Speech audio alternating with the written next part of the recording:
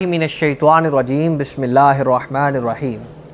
اللہم صلی علی سیدنا و مولانا محمد وعلی آلہ و اصحابہ و بارک وسلم۔ السلام علیکم رحمۃ اللہ وبرکاتہ۔ معزز و مکرم ناظرین،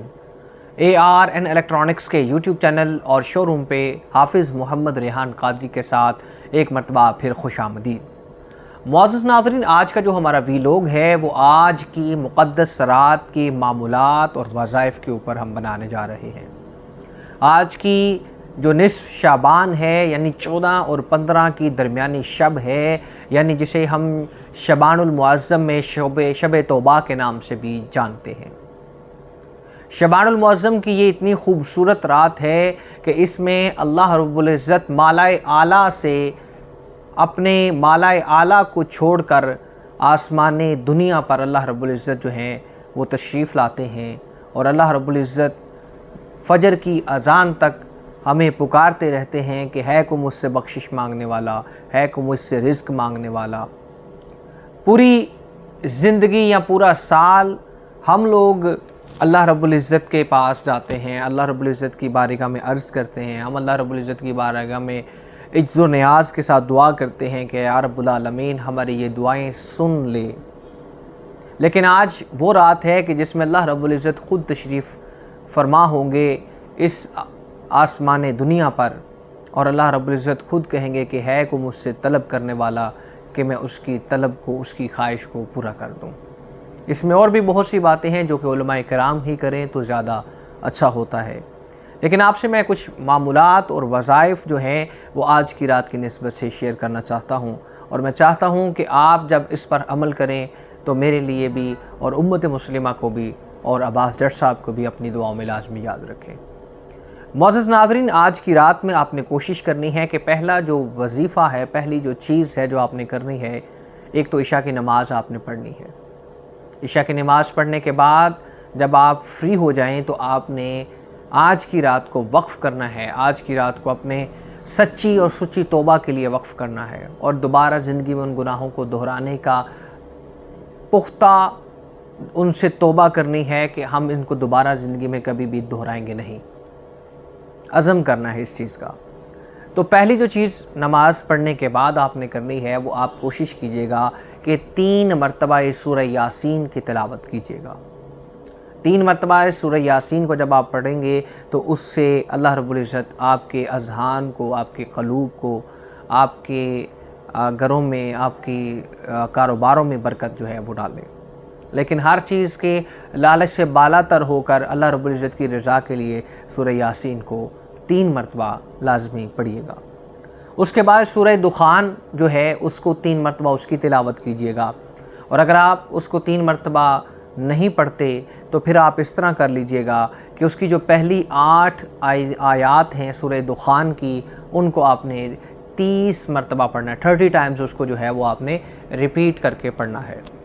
اور اگر آپ تیسرے وظیفے کی بات کریں تو پھر دعائے یونس جو ہے وہ تیسرے وظیفے پر جا کر آپ نے جب سورہ یاسین پڑھ لیں گے، سورہ دخان پڑھ لیں گے، تو پھر آپ نے دعائے یونس جو ہے اس کا ورد کرنا ہے۔ کم سے کم آپ نے 100 ٹائم کرنا ہے، 100 مرتبہ کرنا ہے، اور زیادہ سے زیادہ جتنا ٹائم ملے اتنی مرتبہ لا الہ الا انت سبحانک انی کنت من الظالمین یہ پڑھتے رہنا ہے، پڑھتے رہنا ہے، پڑھتے رہنا ہے۔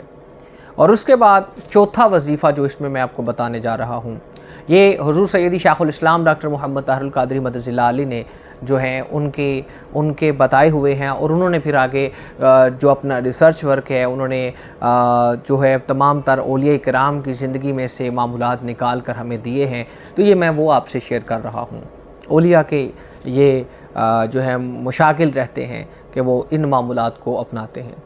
چوتھا کام استغفار ہے۔ معزز ناظرین، یہ رات بھی تو توبہ کی رات ہے، یہ رات بھی اللہ سے معافی مانگنے کی رات ہے، یہ رات اللہ رب العزت کو راضی کرنے کی رات ہے، یہ رات اپنے تمام جرائم پر نادم ہونے کی رات ہے، یہ رات اللہ رب العزت کو راضی کرنے کی رات ہے۔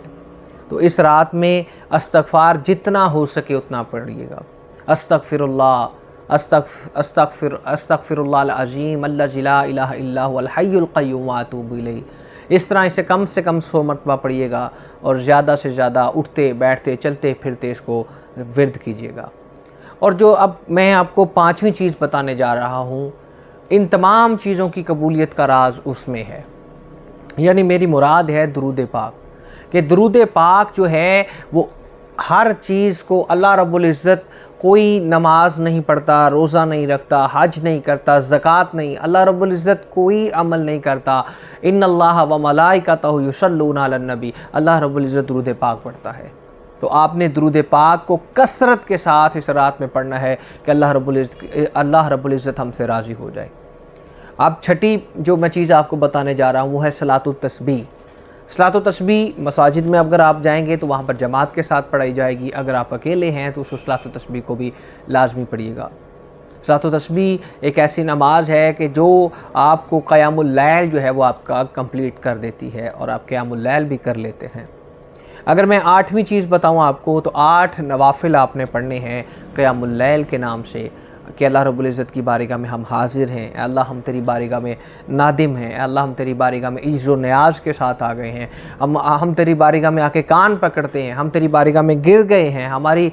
تمام تر چیزیں جو ہیں وہ ہمارا سر سے لے کے پیر تک ہم خاک آلود کرتے ہیں تیری بارگاہ میں، اور تجھ سے بخشش کی بھیک مانگتے ہیں۔ تو اس رات کو ضائع نہ جانے دیجیے گا، اس رات کو اللہ رب العزت کی بارگاہ میں گزاریے گا، اللہ رب العزت کی رضا کے لیے گزاریے گا۔ اور آخر میں آپ نے جو دعا ہے، اللہم انکا عفو کریم تحب العفو فاعف عنا یا غفور یا غفور یا غفور یا غفور یا غفور یا غفور، تو معزز ناظرین یہ دعا لازمی پڑھیے گا، اور حافظ محمد ریحان قادری کو اور عباس جٹ صاحب کو تمام دعاؤں میں لازمی یاد رکھیے گا، ہمارے والدین کو بھی یاد رکھیے گا، اور امت مسلمہ کو بھی یاد رکھیے گا کہ اللہ رب العزت ہم سب کی حفاظت فرمائے۔ معزز ناظرین اس دعا میں اور اپنے اس رات میں ہمیں یاد رکھیے گا، ہمیں اجازت دیجیے گا۔ حافظ محمد ریحان قادری، کیمرہ مین عباس جٹ صاحب،